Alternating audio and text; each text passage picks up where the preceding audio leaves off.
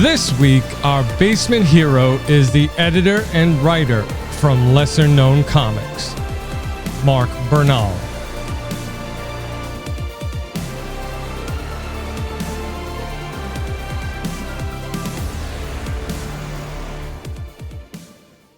Welcome back to a new episode of Basement Comics, everybody. Thank you for joining us. If you are watching us over on YouTube, do me a favor, hit that subscribe button, give me a thumbs up, and ring that bell so you get notified whenever we come out with some new content. Today, I am ecstatic to have on the editor of Lesser Known Comics. Mark, how are you doing? I'm good. How you doing, John? Good. It's a hot day here during recording, you know, and this basement doesn't have any air conditioner, so. Yeah.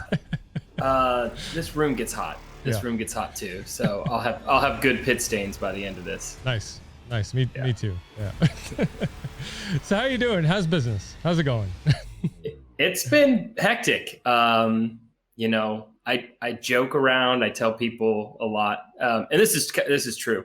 I did not intend on starting a comic book company in 2021. Technically, we started in 2020. We started making a graphic novel, and it's raged out of control. Just, you know, it was like a hobby that's turned into a 14-person company. Nice. And growing. And I was at a budget meeting all day today, and Aaron kept saying, he's one of our business analysts, he kept saying, is there any more projects that you need to tell me about that isn't on this whiteboard? And I was like, actually, yeah. And I remembered one a second I got out of that meeting too, to be like, oh yeah, there's this other thing. Well, I would assume starting an indie comic publisher would be a lot of work. Like there are so many moving parts, you know, from dealing with artists and writers and, you know, getting to print on time and, you know, picking your printer. So I'm sure there's tons of things that you guys got going on behind the scenes. Yeah. I mean, luckily we don't print anything on time. Not right now. We're getting better, but we're gonna, you know, but that's been the big thing is we've done, you know, we're doing all these mini comics so that you can learn those hard lessons because it's easier to recover from an error on a 5-page mini, you know, or a 10-page mini than like a 22-pager or a 48-pager. So that's been our strategy at the beginning. And yeah, we definitely learned some hard lessons, you know? Yeah.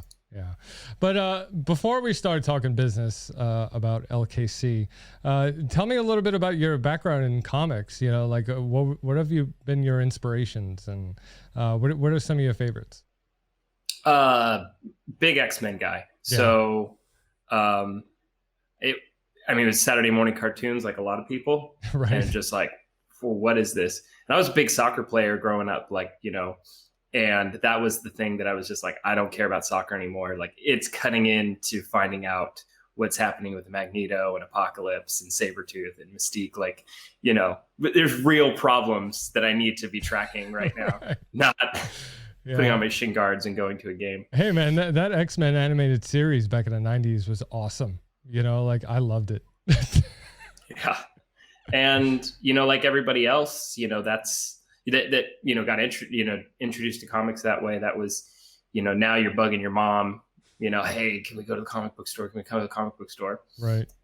And you know, some of my first purchases, I was actually with my brother on a bike ride. We were really little, and we found a roll of quarters. And when you're like 8, and you find a roll of quarters, it's like finding a briefcase of money. Sure. You know? Yeah. So. I don't know how much you know, we got trading cards and we got, you know, comics and all sorts of things, but X-Men was certainly my go-to and still is. I'm running through the entire chronological order right now. Nice. I've been doing that for a while. I've been slowing down because we've been so busy, but that's my jam. One of my favorite sagas from X-Men is the Dark Phoenix saga. I love those books. Yeah. It's been such a disappointment that it hasn't been adapted, you know, well in cinema. Right. Because, you know, I think, you know, yeah, I mean, I think that's all part of the bigger problem with, you know, you got DC and Marvel that are, I mean, they're comic book companies, but they're film and licensing companies at this point. Right. And unfortunately, I think that some of those people who make those creative decisions, I think they're getting better, especially Marvel, putting those comic book nerds in those decision-making positions. Yeah. Yeah, I mean, well, they made what, 2 Dark Phoenix movies, and they were kind of on the sucky side, you know. So it's hard because it's like, you know, you really want them to adapt the movies from the comics, like true to the comics. You know, you want them to stick to the stories, and, you know, at least I do. You know. Yeah, I think. You know, and I don't need a one for one, but I think, you know, the team, you know, fighting for Jean's life, you know, that never, you know, against, you know, the Shi'ar Empire, you know, that's what I wanted that culmination to be, right. You know, and we just didn't get that. Yeah. You know, so. Well, it seems like, you know, you're a Marvel guy, so that's cool. You know, we don't discriminate over here. So. Yeah, I was listening to Kieran and Patrick, and you know, being that Patrick's from New York, I'm from California. There's certainly a cultural divide there, but right. Glad to hear that he's on the right side of history and also a Marvel guy. Yeah, I know. You know, it took me off guard during the episode. I wouldn't have counted him for it. You know, I think he's got a very DC Brooklyn right vibe. You know. Oh man. All right. So tell me a little bit about what it takes to actually build a publishing company. Okay. Because I know growing up and loving comics, I've always wanted to kind of break into the industry, as an artist myself, you know, because I draw. But at the same time, I could never have fathomed, you know, to create a publishing company. Like, how does that happen? Yeah. So, you know, we have, like a lot of people, you know, COVID and, you know, quarantine gave a lot of time for self-reflection. And I ran through the whole, you know, okay, you know, I'm going to have to do yoga now. I'm going to have breathing techniques. I'm trying not to lose my mind. Right. And then I think, you know, 2020 and certainly, you know, the last decade or so has kind of given everybody a little bit of pause about, you know, a lot of people making career decision changes, you know, saying, hey, I don't want to be necessarily like my parents and, you know, work myself to the bone, right. You know, at a job that I don't really care about, never see my kids, you know, and, you know, they put in the hard work. And I think it was for, you know, that generation, you know, besides killing the planet, you know, they at least put in some hard work to, you know, create some opportunities for us. You know, I think that I'd be remiss to say that, you know, because my parents, you know, didn't do what they did, that I didn't have the opportunities that I have. Right. But have you, I'm sorry, but have you read that book, Rich Dad, Poor Dad? I haven't. You should. You should, because everything you just said is basically the mantra of the book. So, you know, you should really pick that up. Yeah. And, you know, I know what it's like to grow up without money. We had, I didn't know it wasn't normal until later in life that, you know, that you're not supposed to hide when there's a knock at the door, because it could be somebody coming to evict you. I've come home from school and the locks have been changed. You know, we've had to go to the church and go find a kind person to take us in because we had no place to live. So I feel incredibly blessed that I'm in the position that I can to start a publishing company. That's awesome. And yeah, you know, I also spent 17, 18 plus years in the Army. And coming to the conclusion of that, I said, okay, what's the next chapter of my life going to be? And I can't take my daughter to work for the Army, you know, but right. If I have a comic book company, like, you know, a convention, that sounds fun, you know, sure. Let's go into comic book stores and, you know, let's go see movies, you know, it's tax deductible when it's research. So, and she loves Spider-Man right now. Spider-Man. I don't know how. Okay. I don't know how she got into it, you know, but I think because she's climbing on everything and Spider-Man climbs on everything.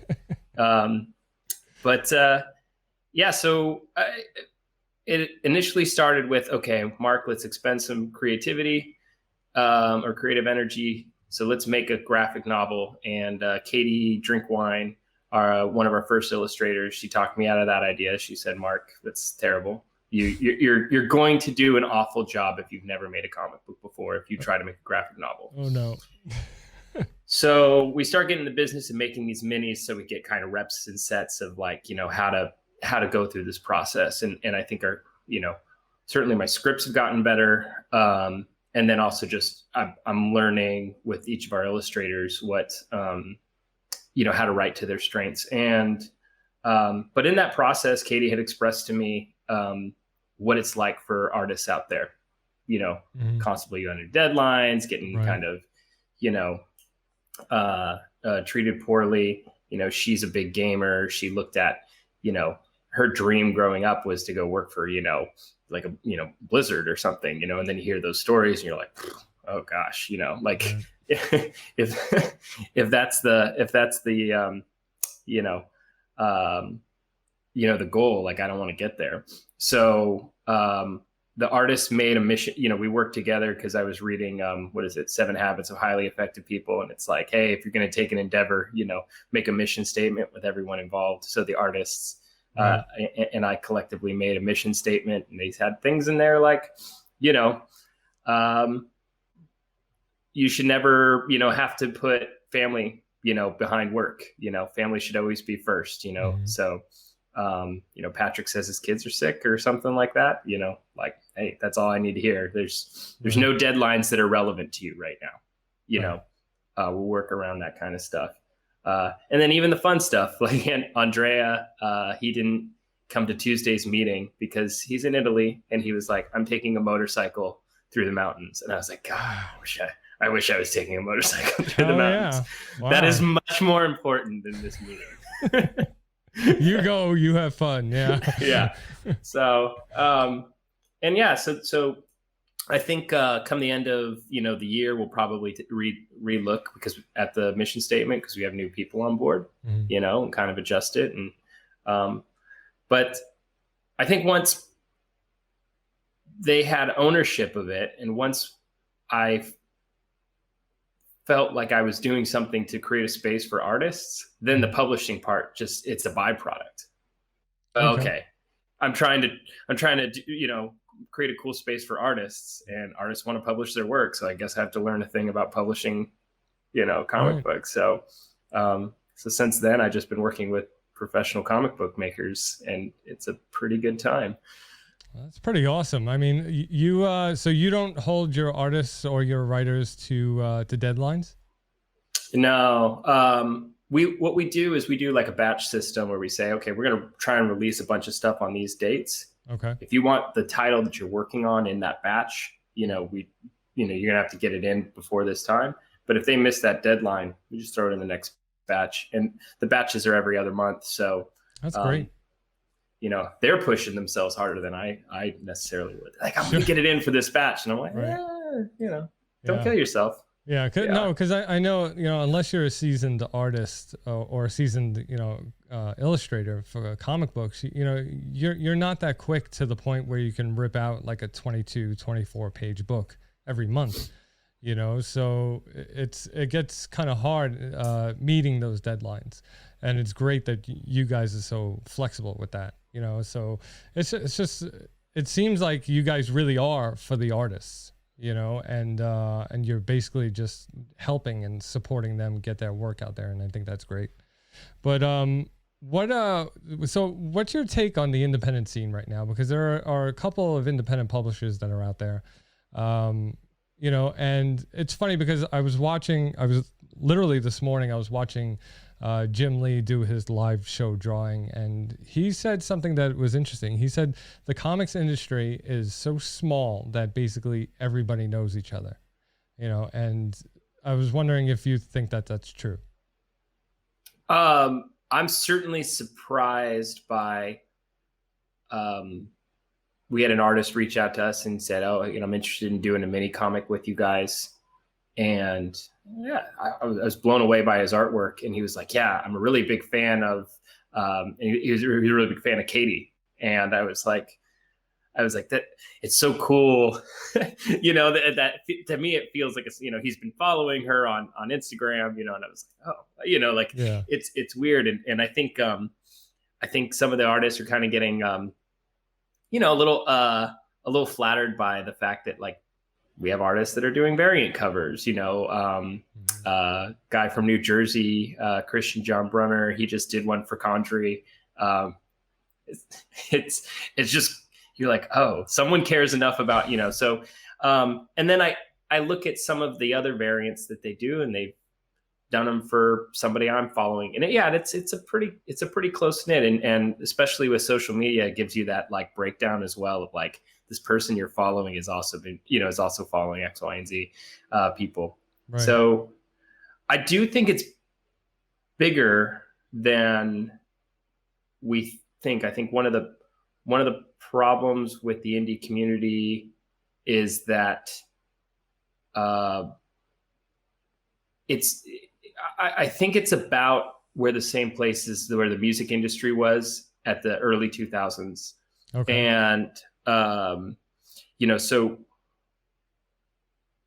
what we haven't had is, a kind of a coalescence around, that real indie artist. And back then, Vans Warped Tour was all about having, promoting these really small, I mean, these bands were on, traveling around in not tour buses, like Right. vans, Right. and but they're playing these giant stages, and that was really well organized because it's they found artists to kind of coalesce around certain trends and certain sounds and certain things, and there was really like a lot of community. I got to play some music back before I joined the Army, and the idea of like you could show up to shows and be like, hey, can I borrow your amp, because we're playing from out of town and it doesn't fit in our Plymouth Grand Voyager, the one that I want to play on, so, and oh yeah, of course, on you trade. And so I think we could use a little bit more of that, Okay. where we kind of build that network and see, Or it's more of a camaraderie between the companies then. Yeah, absolutely. So like, one of the things that we're doing is I'm printing on bulk, right? So some folks who are not even lesser known comics, they say, they're going to get in on our bulk run, so that they can bring the cost of theirs, their printing down, Right. So it doesn't cost me any extra money. It just makes a friend, and helps somebody out, and I wish someone would do it, if we were in a position that, they had something that they had a comparative advantage on too. Yeah. Yeah. Do you guys think you'll ever be hitting up the New York Comic Con? I think we want to focus on the smaller cons first because we don't know what we're doing, Okay. and those tables, that establishing a presence there can get pricey, Yeah. So we'll learn to do it terribly, like at the, the smaller town Comic Cons first, and those little conventions like at the what is it, the ballroom of the Doubletree Hilton or something like that. Like we'll go to that first. We'll get that down, and then we'll worry about the big guys Right. after that. I mean, I guess that's good. This way you get to learn the ropes as far as sitting at tables, with the artists and everything like that. So it's a good idea. So as far as your artists go, do you like pick and choose which books you want to publish, or you're basically taking anybody who comes?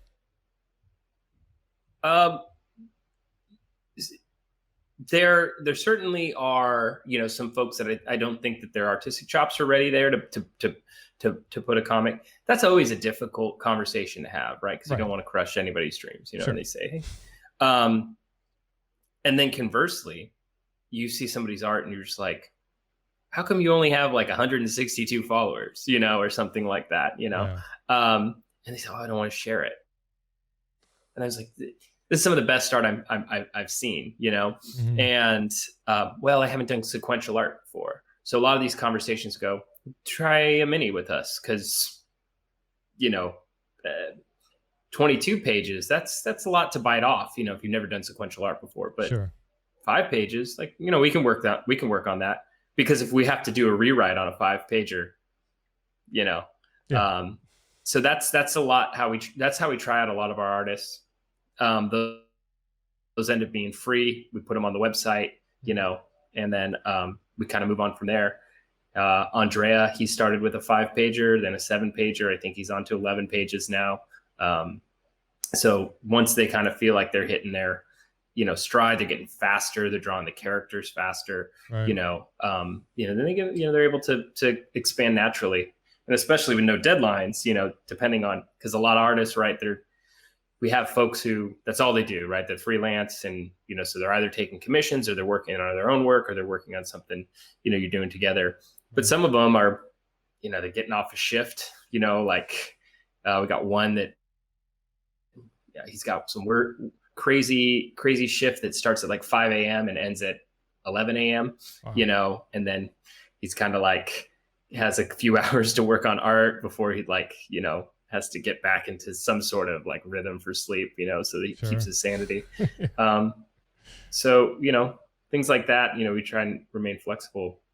Do you guys only like take on artists or teams, or do you take on individuals and match them up? Like, how does that work? I haven't found a good way to bring in, say, just a colorist or an inker or something like that. We do use a couple different letterers, just so we can take the lettering off of people's plate. It's tedious. A lot of artists don't like doing it. Yeah. A lot of artists aren't very good at it, you know, and that's not a knock, you know, it's right. Like they hate it. So it's not something. So, you know, outsource for lettering. But I think it's first important to get such a good relationship with the writer and the artist first, you know, that trying to put together a team. Now, some of our artists, like, you know, Franco, he's in Argentina. He uses a colorist that's there in Argentina that, you know, that he's buddies with. Just, you know, he's like, I don't want to color, you know. I think they probably do a barter where like Franco might do inks or something like that for him, you know, right. They just playing to their strengths. Well, that's a good idea, because, you know, there's sometimes you get a penciler who's not really good at inks, you know, or vice versa. So, you know, it's good to find that matchup, you know, find that person. Yeah. But certainly, like, if a team came to me and they said, yeah, I do my pencils and inks, and this guy does my colors or whatever. Right. Certainly. The other thing too is I encourage people, like, if you want to make a comic and you just want to try it out, like, hit us up, and, you know, I'll be as frank as possible, you know, because I think artists sometimes are introverted. A lot of times are introverted. Yeah.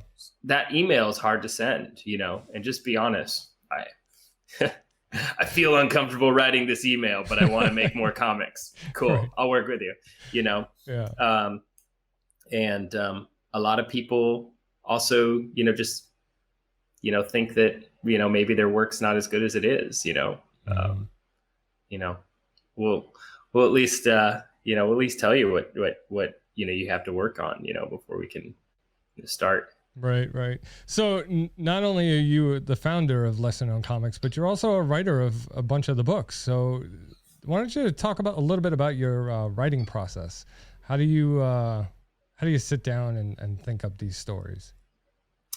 So I had, we have a main character that's kind of the centerpiece of all our stories.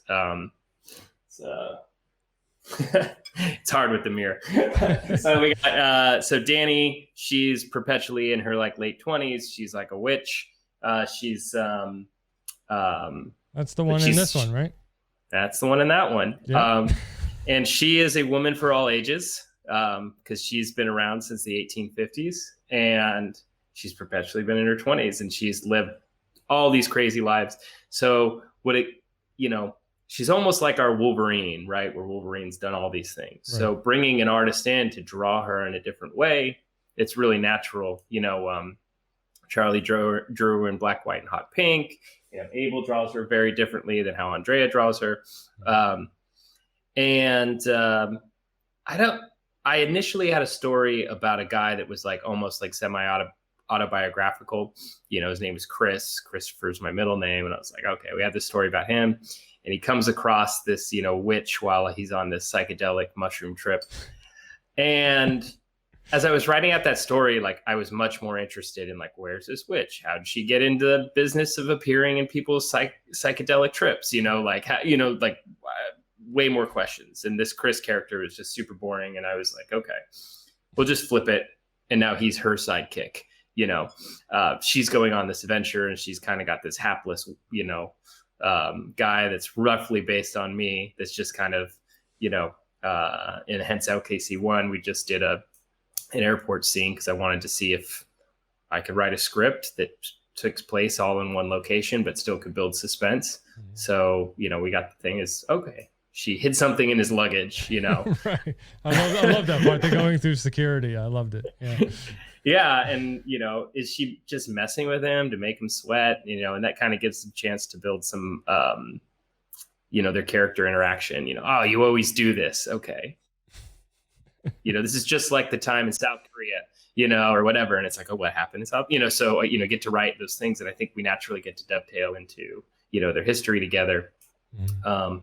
But essentially, yeah, she's been a witch for a very long time. She's not very good at it,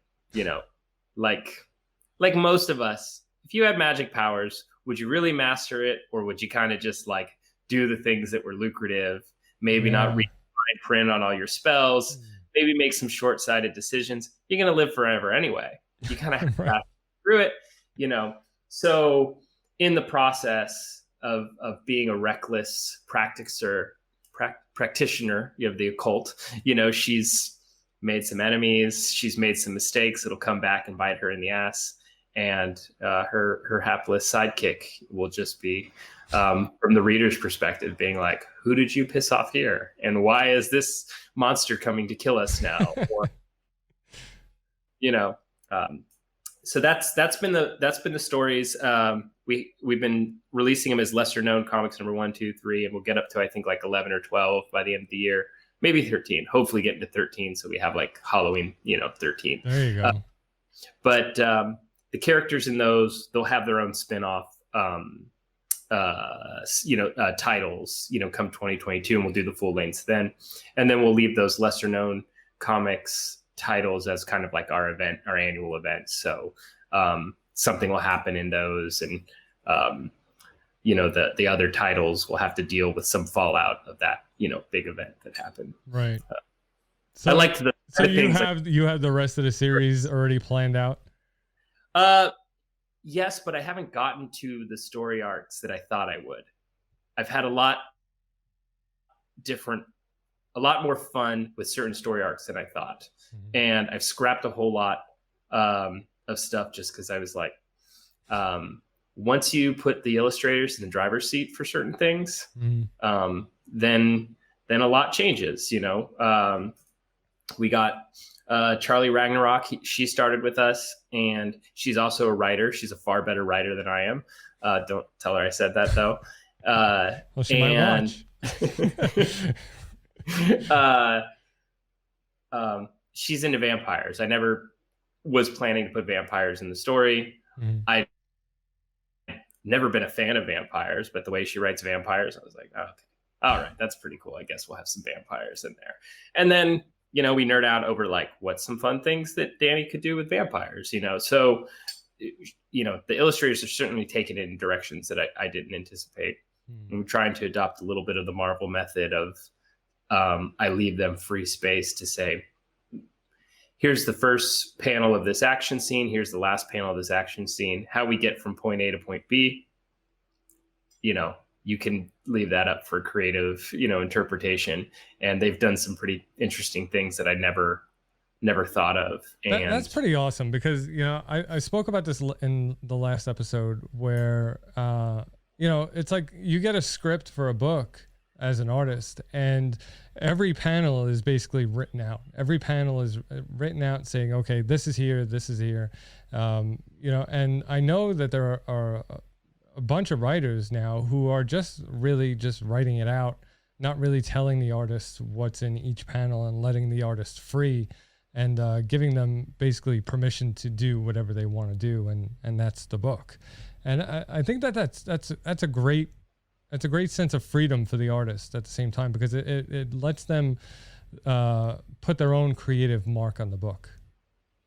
Yeah, absolutely. And they're visual storytellers. Right. So for me to tell them how to create a visual is kind of laughable.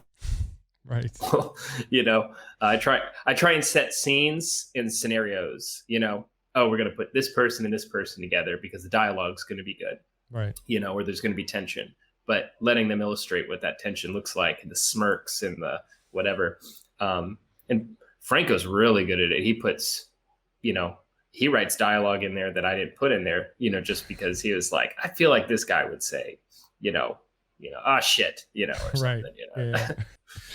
Oh man. All right. So talk a little bit about what's next for lesser known comics. What do you guys have in the pipe?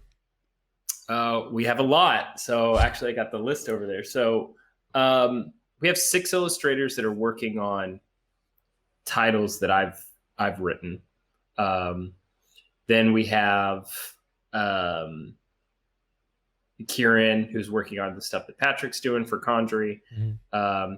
We have Charlie Ragnarok, who's working on her own series called So I Worked at the Mall. It's loose. I could describe it as like the female version of Clerks. I don't know. I mean, okay. I would watch it just like that, but I don't know if that doesn't do it as much justice as it deserves.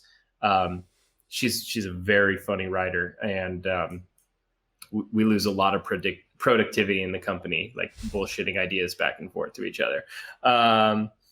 And then we also just brought on 3 more artists that basically approached us and said, hey, I have some things. Can we publish it through you?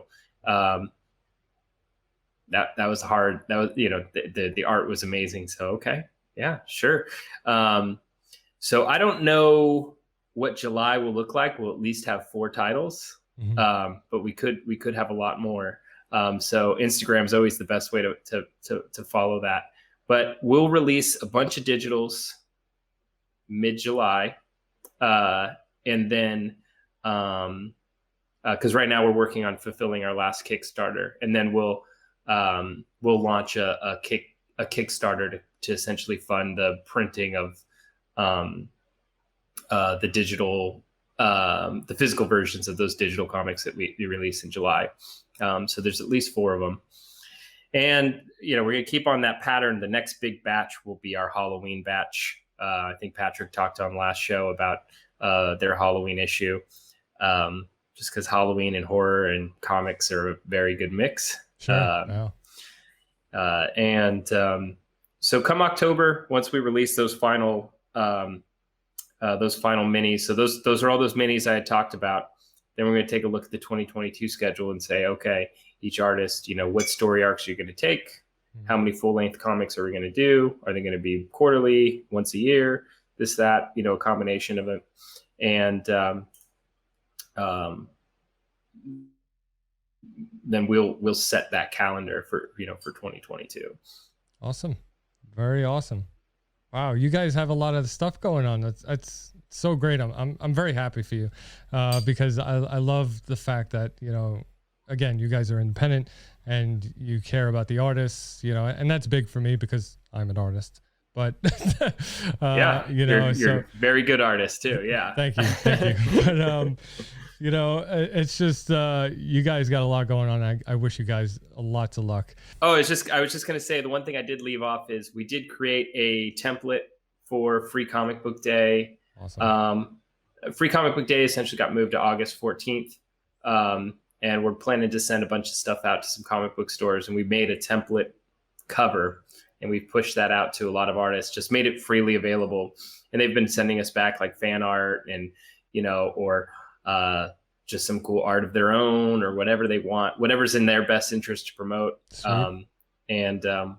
We're hopefully going to print out a ton of each of those, send them to the artists so they have them to own of their own, you know, covers. And then in ideal situations, we'll get them partnered up with a local comic book store so they can do, a giveaway or signing or things like that, in their own backyard.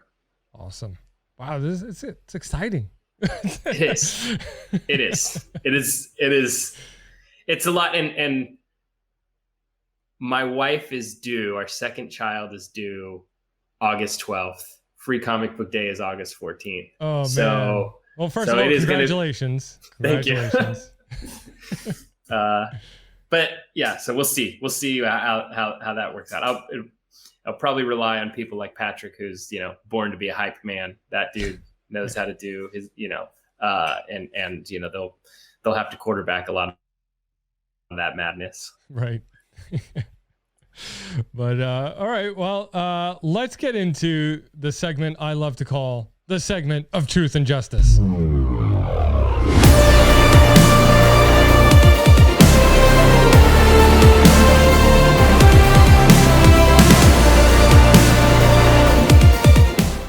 All right, so Mark, the segment of Truth and Justice is brought to us by Poddex, where I have the app here on my phone. And Poddex is basically cards. I have, one second. I have all these decks of cards from Poddex that they released, which is available at poddex.com. And you can own them and use Basement 10 for 10% off your purchase. But they have interview questions on the cards. That's all they are, is interview questions. And they have what's called a What the Heck deck, where this question is, if you could marry a fictional character, who would it be? And so it's Psylocke, by the way. Well, it's good to know. And I don't blame you. But so they got the What the Heck deck, the Would You Rather deck. They have a regular interview deck, which is basically just interview questions, nothing in specific. Another interview deck, and an episode idea deck. So if you are a podcaster like I am, this has come in handy for me. They just released the second edition episode ideas for podcasters, which is amazing because there are times that I get stuck and I can't think of ideas on what to do an episode about. So let's get into it. I'm going to pick a question at random here from the app. Let's see. Okay. This is perfect. We spoke about this earlier. Do you prefer plots from comic books or superhero movies? Which storylines do you like better? Man, that's a good question. I do. I have been really happy with some of the Marvel adaptations. Mm-hmm. I thought the Spider-Man Homecoming was some amazing writing. It's probably my favorite scene of all. And it may just have to do with Michael Keaton being, the amazing human he is. But when he's in the car and he's talking to Peter, he holds the gun to him and he says, "See, I just saved your life. I can say thank you." But yeah, so I don't mind I don't mind the cinema adaptation. It doesn't necessarily have to come out of the comic books. I just thought that was, For me, I think I'm obviously a DC guy. I've made that very clear. And like the movies that they had come out with Man of Steel, Batman v Superman, Wonder Woman, Justice League, it's kind of, I don't know. It's like when I heard the movies were coming out, I thought that they would do one thing and they didn't, and then like when I first heard Batman v Superman, I thought, all right, we're going to get like a world's finest movie, mm-hmm. and we didn't. So as far as DC goes, I like the comic plots better than I do the movies. Now with Marvel, I think so much as like I really enjoyed the Avengers movies. But the one thing I do have to say that I kind of don't like about Marvel is that they're kind of like the wit, the sarcasm, the jokes, and like in bad places kind of thing. You know, like I think it's too much. Like I like DC movies because they're more kind of serious and darker, but you know, Marvel movies, I like them. They're really cool to watch, but I'm not a fan of the writing so much. Yeah, and I think DC would probably be better served on a platform like HBO. Right. And Watchmen could have been 2 movies. Such a missed opportunity. I rant on this. You're stuck. You're gonna listen to my. And so they should have ended Watchmen 1 with Rorschach getting arrested. Right. Okay. The opening scene of Watchmen 2 should have been the hot oil in the dining line. Like that would have been amazing. Because it's like, he's, but yeah, I think they try, 3 hours is too long for a movie. It's. Did you watch Zack Snyder's Justice League? No, because oh my God. Hear me out. When I started watching it, I was like, ugh, I gotta rewatch the extended version of Batman v Superman. Mm-hmm. And that turned into like a 4-hour event, And then it just made me want to watch Man of Steel again, and I was just like, these movies are too long.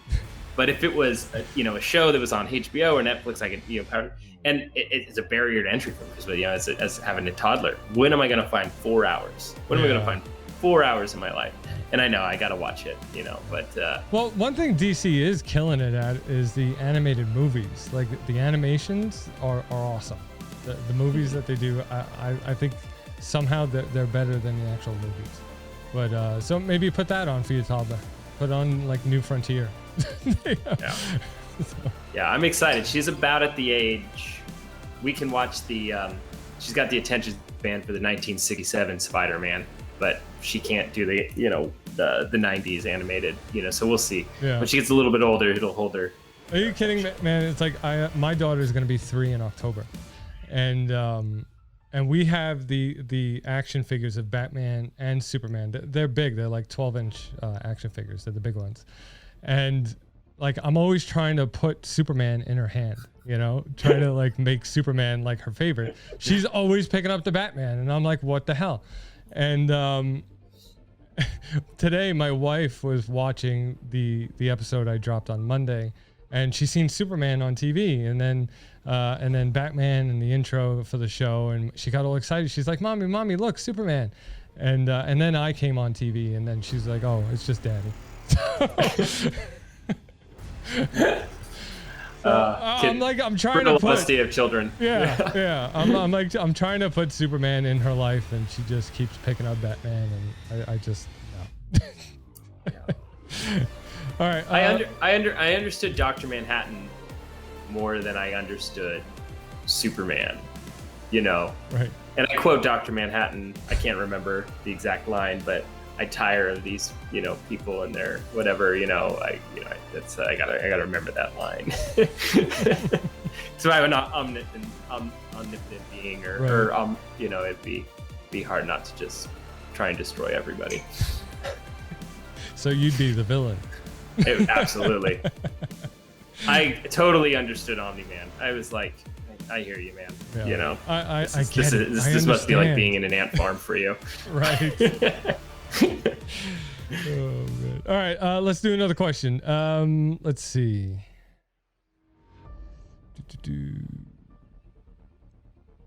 Which superhero teams would you like to face off? See, now this question's kind of loaded because unless you can think of some offshoot superhero team, it's going to be the Justice League versus Avengers, right? Yeah, that's a good question. I think you could have a lot of fun though with some of the B teams or something like that, because I think like Titans, like seeing like X-Force versus Suicide Squad or something like that could be not B teams, because those are both very whatever, right. But I love X-Force. Yeah, lots of pouches with those guys. Yeah, there's no X-Force movie. Yeah. You know, that would be awesome. Teased a little I mean, in they Deadpool. had Cable. Yeah. Yeah, I wasn't a huge fan of that adaptation of Cable, but you know, that's But I'm you know, I got biased by the both the comics and the animated series. Right. Yeah. I mean, from like my favorite character from the animated series was Colossus. Yeah. I loved how he always used to go around like yelling, Liliana, Liliana. Yeah. Yeah. I mean, you know, that Gambit movie has never taken hold yet. I know. You know, Gambit's a great character. I think it's a lot of stuff. Channing Tatum was, I think, attached to that, wasn't he? He was. Point? He's from Louisiana, which I didn't know. Yeah, I mean, you know, but we'll see. All right, last question is, what is the worst superhero logo? The Blue Beetle. I'm going to say the Blue Beetle. The Blue Beetle. I'm trying to think of the one that I... Because I'm reading a lot of the old stuff, so that's a hard one. I know there's certainly costumes that I didn't necessarily care for. I didn't like Hawkeye. Yeah, that's tough. The purple and blue. Yeah, but Marvel doesn't have. I read a lot more. I've never been a big fan of the Green Lantern logo. Green was not a very tough color. Right. In the old Aquaman suit, come on, it's a little. Yeah. But yeah, Marvel didn't really have emblems on a lot of what they wore. True. I can't think of a superhero that really has an emblem. Quicksilver's got that badass lightning bolt, But well, Captain America has a star. Iron Man's got the reactor. Yeah. Spider-Man. Those are function. Yeah. I like those ones though. Venom's the best one. That spider is intimidating. Right. Yeah. But all right. Mark, thank you very much for joining me today. If you guys want decks of your own from Poddex, head on over to poddex.com and grab yourself some decks. Use the code BASEMENT10. And then after you get the decks, head on over to the App Store on Android and iOS and download the app. Now, all the physical decks you bought will be unlocked in the app, so you don't have to buy them again. So don't forget Basement 10 for 10% off your purchase. Mark, thank you very much. I really enjoyed you giving me an inside look at lesser known comics. Thank you so much for having me. No problem. If you want to learn more about lesser known comics, head on over to lesserknowncomics.com. Everything that Mark and I spoke about tonight will be in the show notes below, so go check them out. And of course, stay up to date with everything coming out of the basement over at basementcomics.com. We'll see you next time, everybody.